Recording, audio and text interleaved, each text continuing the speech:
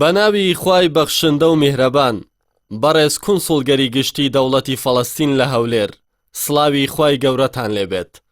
پاش سڵاو و ڕێز بە بۆنەی ڕۆژی پاڵپشتی جیهانی لە گەلی فەڵەستین، بەناوی خۆم و کۆمەڵی ئیسلامی کوردستانەوە جەخت لە پشتیوانی و هاوکاریتان دەکەینەوە وەک نوێنەرانی گەلی فەڵەستین لە هەرێمی کوردستان.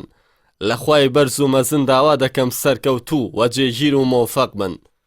برایانی بەڕێز، ناسۆر و ژانی گەلی فەڵەستین کە خۆی لە داگیرکردنی خاکەکەی و ئاوارەبوونی خەڵکەکەی لەلایەن قەوارەی زایۆنیستەمکاردا دەبینێتەوە زۆر درێژەی کێشا، بەڵام من پێم وایە ڕێگەی ڕزگاربوون ڕۆژ لە دوای ڕۆژ نزیکتر دەبێتەوە.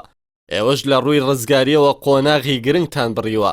دەخوازم ئەو ڕۆژەی ئامان جواواتی ئێوەی تێدا دێتە دی کە ئامان جواواتی هەموو مسڵمانێکی ئازادە لە سەرتاسەری ژیاندا دوور نەبێت. هەمووشمان بەو ڕۆژە دڵخۆش دەبین دەوڵەتێکی فەڵەستینی دروست ببێت کە پایتەختەکەی قودس بێت. ئەو ڕۆژە هەموو فەڵەستینی ئاوارە و پەڕاگەندەکان لە نیشتیمانی خۆیان فەڵەستین کۆ دەبنەوە. برایانی بەڕێز، گەلی فەڵەستین ناوشێوەی گەلی کوردە کە لە ژیانی ئازاد لەسەر نیشتیمانی خۆی و بوونی ئیرادە و ئیدارەی خۆی بێبەش کراوە. بۆیە گەلی کورد لە هەر گەلێکی دیکە لە پێشترە کە لە ئازار و گرفتی گەلی فەڵەستینی خۆراگر و ئارامگر تێبگات.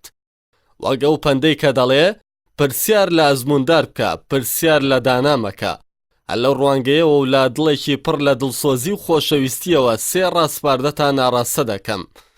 یەکەم، داواتان لێ دەکەم وەک گەلی فەڵەستینی بە هەموو پێکاتەکانیەوە هەوڵی جددی بدەن ناکۆچیەکانتان وەلا بنێن و بەڕووی یەکدیدا بکرێنەوە. سازش بۆ یەکدی و دەست لە دەستی یەکدی بکەن کە خاڵی بەهێزمان لە بەرامبەر دوژمنەکانمان و فێڵەکانیاندا لێکڕێزیماندایە. لە پاش باوەڕ و پشتبەسن بە خوداش هیچ هۆکارێکی دیکەمان نییە بەهێزتر بێت لە یەکڕێزی و یەکخستنی هەوڵ و هەنگاوەکان.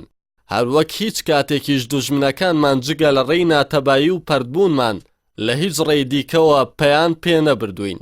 هەروەک خوای گەورە دەفەرمێ: ولا تنازعوا فتفشلوا وتذهب ريحكم واصبروا إن الله مع الصابرين.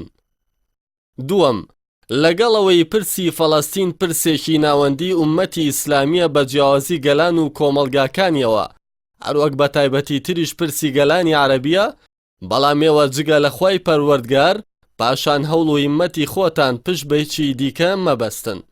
سێەم، بەردەوام دەست بە مافی تەواوەتی خۆتان و ئەو پرۆژەیەتانەوە بگرن کە وەڵامگۆی گەلە قوربانی دەرەکەتانە کە لە قوربانی و پاڵەوانێتی و ئارامگری و خۆراگریدا نمونەی پێدەێنرێتەوە.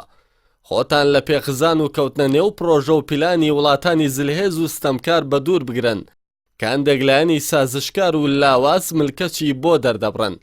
شتێکی ڕوون وەزمونکراویشە کە باجی ئارامگری لەسەر ئازار و ناڕەحەتی زۆر کەمترە لە باجی تاڵی کێشانی سەرشۆڕی و چۆکدادان. دووبارە سڵاو و ڕێز. برای دڵسۆزتان عەلی باپیر، 1/12/2019 زاینی بەرامبەر بە 3 ڕەبیعی 2441 کۆچی.